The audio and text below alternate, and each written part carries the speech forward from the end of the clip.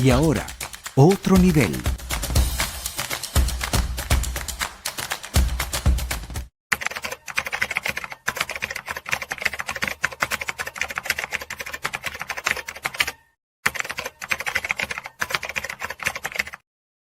Caramba, esta coletilla la ponemos porque estos muchachos son muy peligrosos, pues, ¿no? Estos muchachos son muy peligrosos para la cuestión. Porque piensan y debaten ideas, tratando de entender el país, la humanidad y todo lo que eso significa. Y sin filtros, porque y hay sin que ver lo que filtros. significa sin filtros. Humildemente. Y en esta época. Y qué importante que sea sin filtros en esta época. Un abrazo para Juan y un abrazo para Abel. Ustedes no saben la cantidad de tiempo que hemos estado detrás de ustedes y finalmente nos sentimos felices y honrados que hayan aceptado este encuentro con nosotros. Para nosotros es un privilegio, de verdad, estar, porque además en el chat nos han recomendado tantas veces y un amigo que se llama Alejandro Castillo nos ha recomendado los trabajos de ustedes, de Criollo Sapiens. Es un seguidor apasionado de todo lo que hacen y bueno, aquí estamos, por fin lo hemos logrado. Por fin. Qué chévere. Bienvenidos, muchachos. Muchas gracias. Gracias a ustedes por la invitación. ¿Nos escuchan bien? Sí, los escuchamos perfecto. Qué bueno. Nos hemos planteado en el programa de hoy sobre la base de todo el trabajo que vienen ustedes haciendo, porque además ha surgido con los recientes invitados jóvenes que hemos tenido acá en el programa. ¿Cuál es el país que tenemos en estos momentos y cuál es el país pensando que necesitamos y que queremos? Ustedes han evaluado eso en los trabajos que ustedes han hecho recientemente, ¿verdad? Sí, ¿A qué conclusión han llegado? Ok, bueno, en lo personal yo he escrito varios artículos, no tocando el tema como directamente, pero sí cuestiones que van en torno, ¿no? Por ejemplo, la cuestión, digamos, de la cultura, que yo la veo desde una perspectiva como clásica, ¿no? Que es la idea de la cultura como el cultivo del ser, o sea, el cultivo de la persona, el cultivo del alma, que era lo que postulaba Cicerón, ¿no? La cultura animi, decía él. Y entonces, bueno, pienso en el tema de qué tan cultivados estamos nosotros en el bien, en la apreciación estética del arte, de la literatura, en los saberes, ¿no? Y Venezuela no es un secreto para nadie que está también en una crisis en ello, sobre todo educativa, que clásicamente está esta relación también entre cultura, educación, que los griegos entendían como eso que llamaban la paideia, ¿no? Que era este cultivo del ser en la polis, ¿ok? Entonces, claro, cuando tú vas por la calle, digamos, y no solo que ves mucha fealdad a tu alrededor, sino que ves también gente que se comporta de una manera como individualista, digamos, que se saltan la luz, que no acatan esas normas básicas de civismo. Tú dices, bueno, ¿qué tan cultivados estamos nosotros en el simple hecho de vivir en la polis con el otro, ¿no? Y es una pues arrastrando esta mala educación que llevamos en estos tiempos, que son quizás los más difíciles o uno de los más difíciles que ha tocado vivir al país, ¿no? Ustedes citaron recientemente a Mario Vargas Llosa. Nuestro tiempo carece de cultura, ¿no? Por ahí iban los tiros también. Sí, de hecho ese es el ensayo que él tiene creo que se llama La Sociedad del Espectáculo, y hay una parte que él dice, hay una parte que es como breve discurso sobre la cultura. Y él hablaba de, esa idea un poco más clásica de cultura contra, la idea de que todos, o sea, de que ves algo malo y dices, esa es esa cultura. Por ejemplo, él decía, cuando vemos que si le ponemos cultura a cultura punk, cultura de la estética nazi, decía él en ese ensayo, hoy, disculpen que estoy constipado, hoy en muchos sitios que se habla de cultura de la muerte, por ejemplo, ¿no?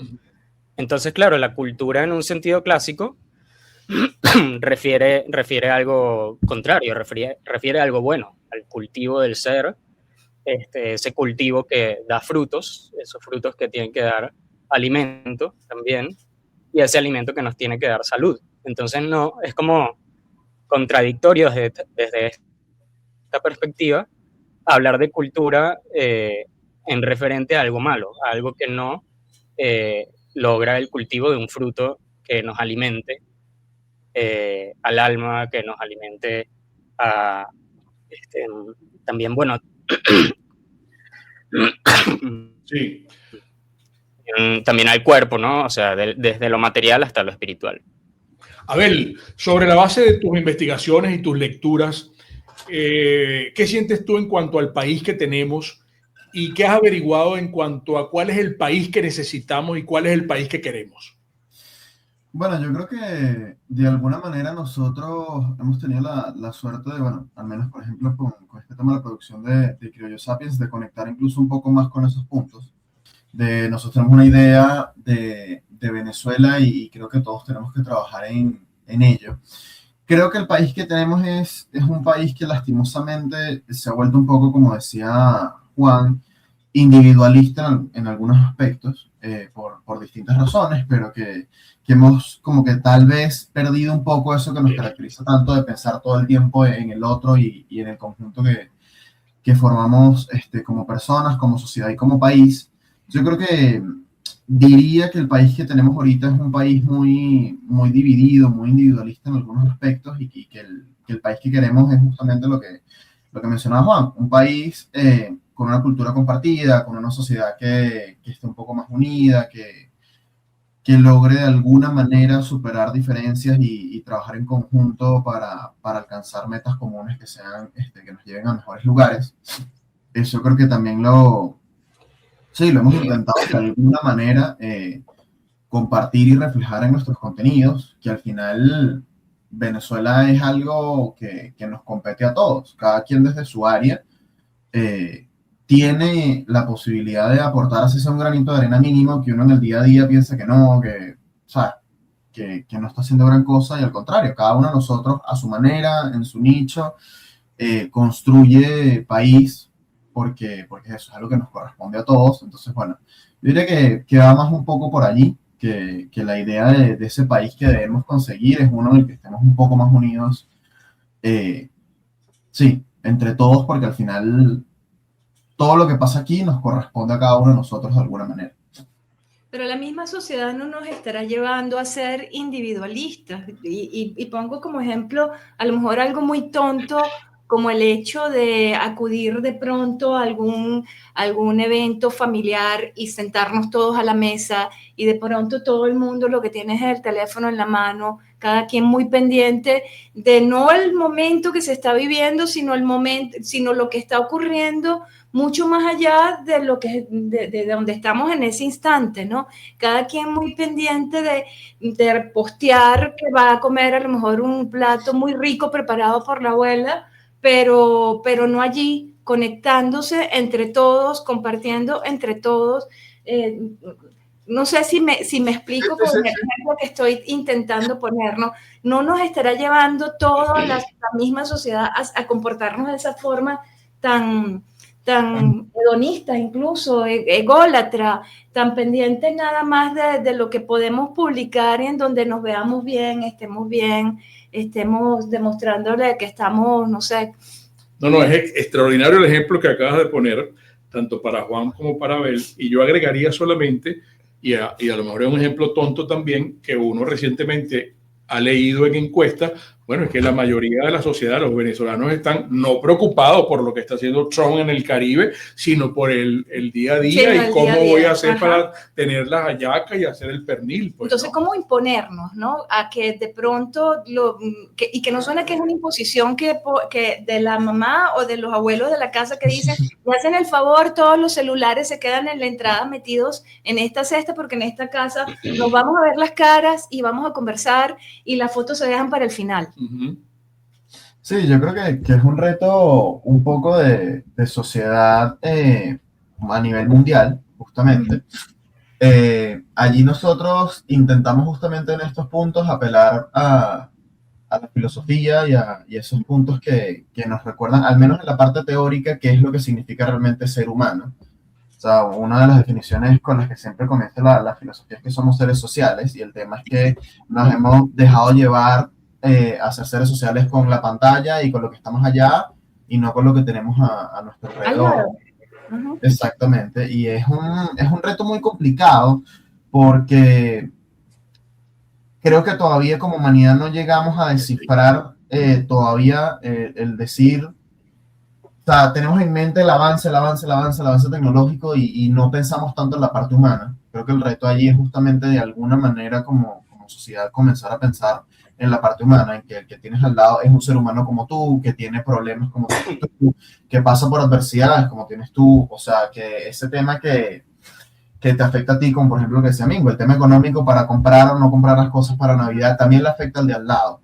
Y estamos en una sociedad en la que pensamos mucho en el tema de la distracción, en el tema de, bueno, lo que quiero es entretenerme, y no en la parte de, bueno, conectar con esa adversidad que pasa el otro, esa adversidad que cuando es compartida de alguna manera se siente como que el peso se aligera. Entonces nosotros humildemente intentamos recordar, al menos a la gente joven que puede llegar a vernos, o a la gente de cualquier edad que puede llegar a vernos, ese punto de, bueno, nosotros somos humanos, hay características propias que tenemos nosotros, y hay parte de un deber y una responsabilidad de no olvidarnos nunca de esa característica, de esas cosas que nos hacen humanos, y que es más importante siempre conectar con las personas que tenemos al lado, construir país o futuro con la gente que tenemos al lado, porque al final eso es justamente lo que nos queda. O sea, el teléfono no es algo más que una herramienta, y siento que ese peligro, sí, lo tomamos muy a la ligera. No sé qué opina allí, Juan.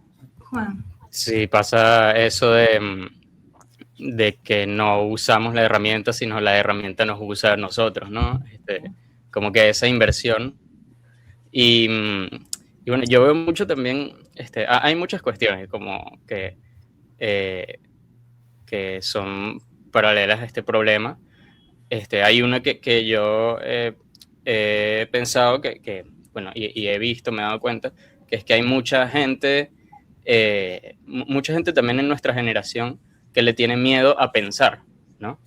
Entonces, por ejemplo, he visto varios tweets así, de gente que dice que escucha música todo el día para no pensar, porque si no hay música alrededor, entonces, o sea, se pone Spotify todo el día, y así no piensa, porque pensar es difícil, es fastidioso, le llegan muchas cuestiones de desvalorarse a sí mismo, piensa en los problemas y demás, y eso, bueno, le abruma, y llega entonces la ansiedad. Se habla también de una sociedad muy ansiosa. Entonces, bueno, mejor estar distraídos con la música, distraídos con el scroll infinito, porque así entonces no nos tenemos que arriesgar a pensar. Entonces, claro, eso, bueno, desde la filosofía, yo pienso que nos remite a esta idea clásica de Sócrates de, bueno, conócete a ti mismo, ¿no? Y entonces, si tú estás enclaustrado en esa pantalla, en todos esos estímulos que no te permiten, pues, reflexionar sobre ti, sobre tu alrededor, sobre los demás, entonces eso de conocerte a ti mismo no va a suceder. No te vas a conocer a ti mismo, porque en el momento en que te trates de conocer, te vas a tener miedo a ti, o vas a encontrar algo malo a lo que no te quieres enfrentar. ¿no? Y no te enfrentas a ti mismo tampoco. Entonces está como ese ámbito de alienación, ¿no? que ocurre mucho, pero al mismo tiempo nosotros tratamos de pensar en las cosas buenas, ¿no? Y hay muchas cuestiones que lo digital, pues, logran acercar a mucha gente de comunidades distintas, acercarnos a nosotros, por ejemplo, aquí a este programa, o a los que nos recomendaron a ustedes, ¿no? Que quizás nunca no los conocemos y nunca hemos hablado con ellos, pero nos han visto también y por ahí se hacen esas conexiones y surge una manera de socializar también distinta, muy, muy interesante y que muchas veces es muy enriquecedora. Lo que pasa es que depende de qué veas. Si todo lo que ves es eso que llaman como contenido basura, ¿no? O bueno, que falta de contenido tiene más bien, ¿no? Entonces, no vas a llegar a encontrar el cultivo de lo humano en el ambiente digital, sino a opacar esas potencias humanas y sociales que nos definen. Pero, y este es un concepto de un filósofo llamado David Cerdá, él hablaba como de la dieta cognitiva, ¿no? Entonces, así como, bueno, podemos alimentarnos con comida chatarra, podemos alimentarnos con comida más saludable, balanceada, etc. Entonces lo mismo pasa con el contenido que vemos. Podemos tener una dieta cognitiva llena de contenido chatarra o podemos tener una dieta cognitiva como quizás las que tienen sus oyentes, llena, bueno, de un contenido que sea edificante, ¿no? Entonces eso va por ahí, depende de que veamos, y hay mucho contenido muy bueno en redes sociales que está dando, digamos, esa batalla por captar la atención de la gente. Y bueno, y por ahí pues ofrecerle de vuelta algo que los enriquezca y que les ayude a conocerse más, a pensar, a reflexionar. Por acá tenemos algunas preguntas que ya comienzan a llegarles. Wilfredo Rangel les saluda y les quiere saber si ustedes creen que la brecha generacional con los mismos patrones políticos podrán cambiar a Venezuela. Tenemos el comentario de Alejandro Castillo que dice que la opinión de Juan es muy similar a lo que decían Miguel Fontán, Eric del Búfalo y Floris Caray en las tertulias de la cultura espiritualidad chavista. Alejandro López Delgado le hace el siguiente comentario: excelente la introducción de Juan, soy artista, la cultura construye sobre sí bloque a bloque, observador, actor, pisando sobre hombros de gigantes. Muy bueno. Y ellos además han abordado temas profundos, difíciles, como lo son la verdad, la esperanza, la libertad. Y después me gustaría caer un poco, siéntanse a gusto de comentar lo que hemos recogido de nuestro auditorio, pero en el caso particular de cada uno de ustedes, ¿qué los hace seguir aquí en Venezuela? ¿Por qué decidieron quedarse aquí? Porque estoy seguro que se pasearon por la oportunidad de ir a hacer un posgrado en alguna universidad europea o en Estados Unidos, o les ofrecieron algo afuera y ellos están aquí, ambos, los tres que hacen Filosofando sin filtro, están aquí en Venezuela. Quisiera que de manera íntima compartieran con nosotros qué fue lo que les ocurrió que decidieron seguir aquí y echar raíces aquí. Bueno, yo creo que honestamente, y también es lo que está detrás de la intención de cada uno de los proyectos, nosotros intentamos de alguna manera quedarnos porque también sentimos que hay algo que podemos aportar en construir ese futuro que deseamos. Por ejemplo, una de las preguntas que hablaba de las diferencias que pueden haber o no entre esta generación y las anteriores, yo creo que la intención es enfocarnos, evidentemente cada generación, cada persona tiene su manera diferente de ver, pero también enfocarnos en esas cosas que tenemos en común, esas intenciones que podemos tener en común, esa cultura que tenemos en común. Entonces sí, yo creo que la intención al quedarnos es que, bueno, al final Venezuela, por ejemplo, yo siento que es un país que pertenezco aquí, y que realmente quiero de alguna manera intentar siempre aportar algo por mejorar, porque al final es de donde soy, es mi hogar, o sea, creo que no... Tienes arraigo, te sientes con arraigo. Sí, ese sentido de pertenencia y no es algo que se pueda comparar con otra cosa, entonces al final creo que justamente es eso, que nosotros intentamos, cuando vemos algo mal, tienes dos vertientes, te puedes ir de alguna manera, seguir de largo y bueno, esto está mal, o puedes intentar, por si sea mínimo, aportar un granito de arena para que eso esté mejor y eso es justamente la intención. Sabemos, por ejemplo, que tal vez esta sociedad es individualista, bueno, podemos pensar en cómo recordamos la importancia de pensar en el otro, podemos hablar de, bueno, mira, tal vez es una sociedad donde la gente es muy respetuosa, bueno, entonces vamos a intentar dar de alguna manera ejemplos de cómo podemos mejorar y así sucesivamente. O sea, creo que eso es lo que más necesitamos ahorita. Juan. Sí.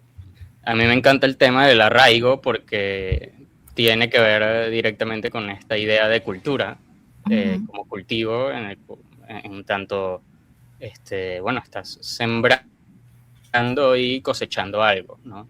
Y ahí, bueno, están las raíces de eso que se está sembrando. También conocer esas raíces que implican lo venezolano, ¿no? Para no tratar de simplemente construir cosas que sean copias de afuera, pero que no tengan realmente que ver con Venezuela, ¿no?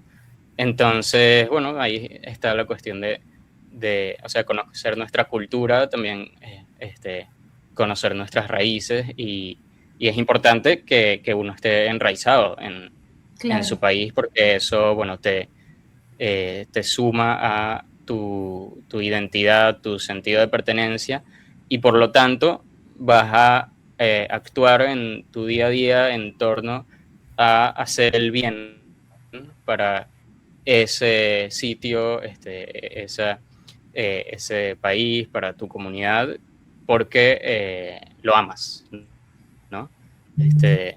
Entonces, yo pienso desde cuando he pensado la cuestión de quedarme aquí, irme y tal, he pensado eso, quizás dónde puedo hacer más bien, ¿no? Y por ahí, pues, aquí en Venezuela pasa que está todo por hacer, ¿no? O sea, todo por quizás reconstruir o volver o crear nuevas cosas que estén enraizadas en nuestra cultura y nuestra tradición.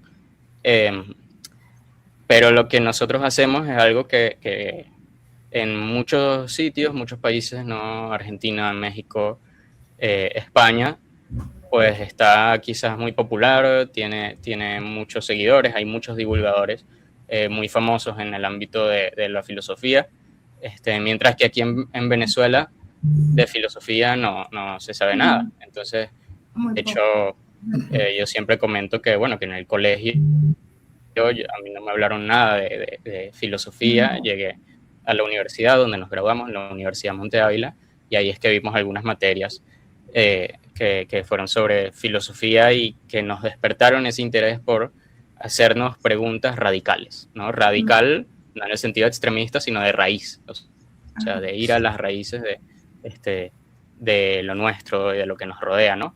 Entonces, bueno, por ahí es que quizás nuestra propuesta busca sentar una base en lo que podamos, ¿no?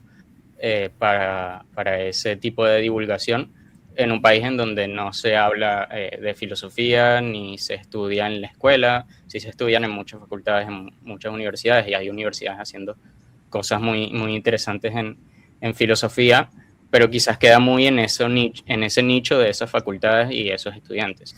Luego, bueno, nosotros tampoco somos filósofos ni hacemos filosofía en el sentido riguroso, pero nuestro proyecto se llama Filosofando sin filtros y lo podemos ver más en ese sentido de la Mira, acción, ¿no? Del Juan, filosofar Juan, a como... ver, quiero hacerles una pregunta y disculpa que te interrumpa. No, Juan, y Juan escribe, ¿oíste? Juan escribe Sí. maravilloso. Hay artículos de él en el Nacional y en La Gran Aldea. no, imagínate. Entonces, cuando yo escucho esas cosas y veo que son muchachos tan jóvenes, pero además inteligentes y con muchas Brillantes. ganas de hacer Sí. tantas cosas, entonces cuando repito mi conocidísima frase, hay esperanza, hay muchas esperanzas de que este país de verdad va a salir adelante con muchachos como ustedes, ¿no?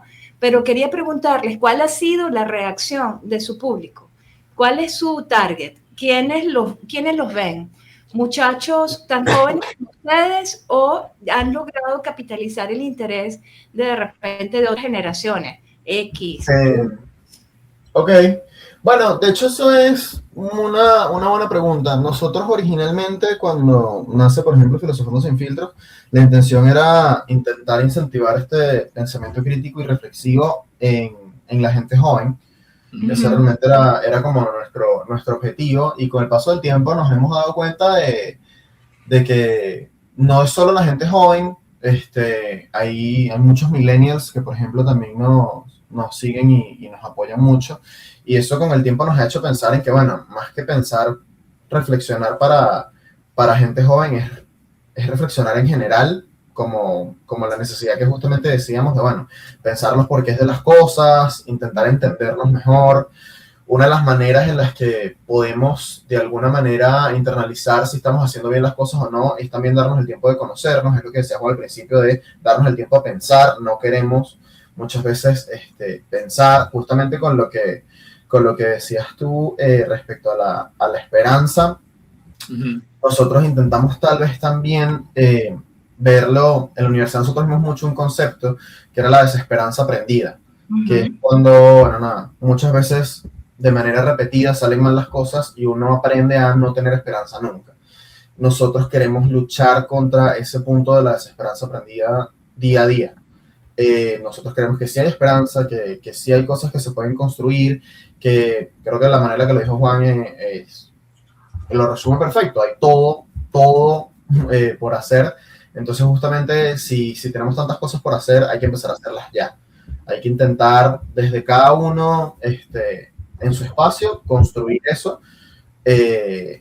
Y entonces, bueno, si nosotros, por ejemplo, arrancamos con un público joven, llegó un público de otra diferente, bueno, tal vez ese público también necesita justamente un contenido así reflexivo. Y bueno, de alguna manera también entender los conceptos que hemos dado por sentado. Muchas veces nosotros hablamos de libertad y estamos hablando de libertinaje. Muchas veces, sí, hay distintas cosas que hemos como de alguna manera ido deformando. Entonces nosotros intentamos, bueno, vamos a reflexionar sobre esto, vamos a reflexionar sobre qué entendemos de cada una de estas cosas, para aprender a vivir mejor, para aprender a ser mejores personas, para aprender a entender cómo podemos hacer un mayor bien y aportar más a ese bien común, que en este caso particular es Venezuela. Por acá Mario Mustiola les pregunta, ¿qué les dice la filosofía sobre la justicia transicional y cómo se trabaja el perdón y la memoria en un contexto tan doloroso? Juan, no sé si quieres... Bueno, es una pregunta compleja, ¿no? Yo pienso, no soy aunque he pensado cosas de lo político. Yo quizás antes soy en lo personal católico, ¿no?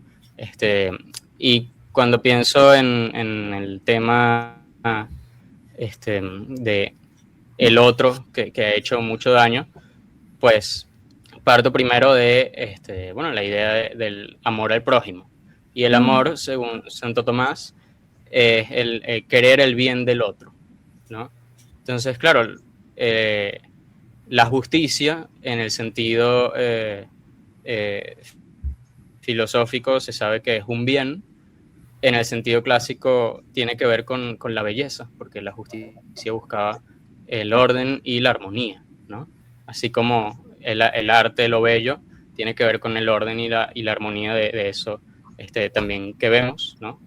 Entonces, la justicia tenía que ver con la belleza en la antigua Grecia. Y por lo tanto, lo que uno busca es esa belleza, ese orden y esa armonía en el orden social, es decir, una sociedad ordenada y armónica.